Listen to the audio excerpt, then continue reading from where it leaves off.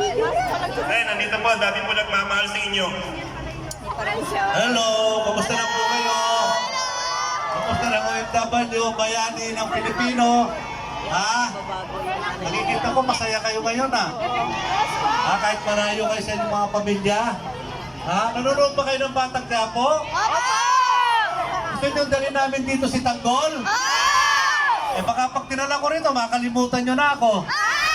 Una-una po na pasalamatan ng ating bayani ito. Basta na? Ha? Gagawin niyo ba si Mr. Ong? Ha? Ay, siya, lagi naalala kayo. Nung isang araw, tatay nagbigay noon,